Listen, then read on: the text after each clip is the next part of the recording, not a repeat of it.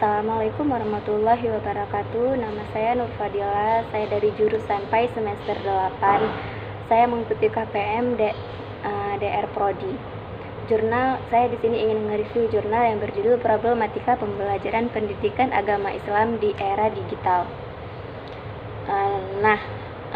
Jadi pendekatan peneliti yang digunakan dalam penelitian ini adalah pendekatan fenotologi. Pendekatan fenotologi ini merupakan pendekatan yang didasari dari atas pandangan dan asumsi bahwa pengalaman manusia diperoleh melalui hasil interaksi diberikan oleh seseorang terhadap pengalamannya, dan proses interpretasi itu sendiri sangat penting, dan itu bisa memberi arti khusus. Jadi pandangan peneliti sendiri merupakan suatu konstruksi peneliti. Problematikanya yaitu meskipun pendidikan agama Islam dipandang begitu ideal dengan landasan dari Al-Quran dan hadis serta pemikiran-pemikiran inspirasional para filosofi, intelektual, dan mujtahid.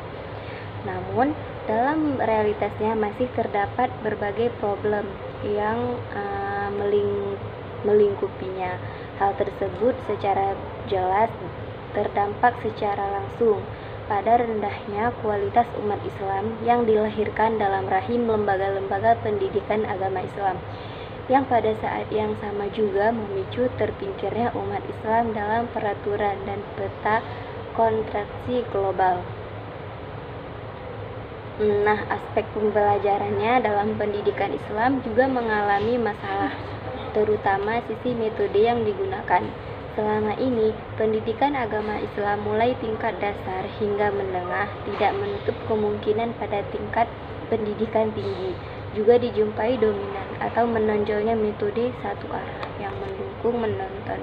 Pendidik atau guru atau dosen dianggap mempunyai peran dominan dalam proses pembelajaran di kelas dan kurang memberikan ruang dan kesempatan bagi peserta didik untuk berkembang karena penggunaan metode pembelajaran di salah satu tadi, misalnya menggunakan metode ceramah yang mengambil porsi banyak dibandingkan dengan metode yang lain yang bersifat interaktif, dialogis, dinamis, dan kritis yang harusnya membuat peserta didik itu aktif learning.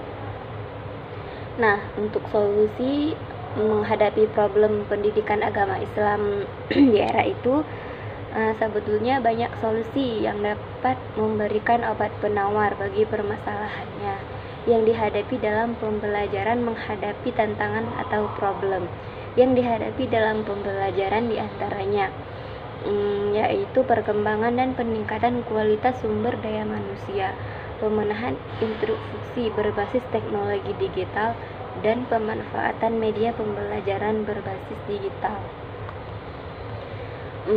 Kemudian di era global itu sendiri dan digital, hanya negara-negara yang memiliki keunggulan yang dapat bertahan. Keunggulan yang mutlak dimiliki oleh penguasa sains teknologi dan keunggulan kualitas sumber daya manusia. Oleh karena itu, pendidikan Islam hendaknya menekan hal tersebut sebagai salah satu prioritas utamanya.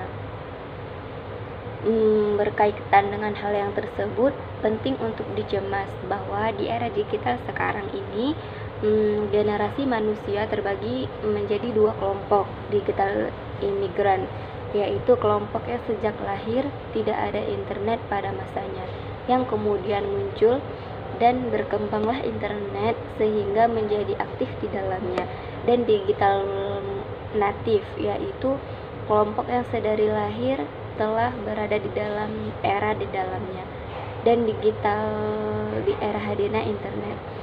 Kedua kelompok sama-sama menggunakan internet untuk kebutuhan interaksinya di dunia maya. Datangnya di era digital atau era revolusi industri 4.0 menjadi peluang besar bagi pendidik agama Islam untuk dapat mengoptimalkan sumber dayanya dalam melahirkan generasi unggul di berbagai bidang kehidupan dengan merancang dan menerapkan strategi yang jitu dan komprehensif.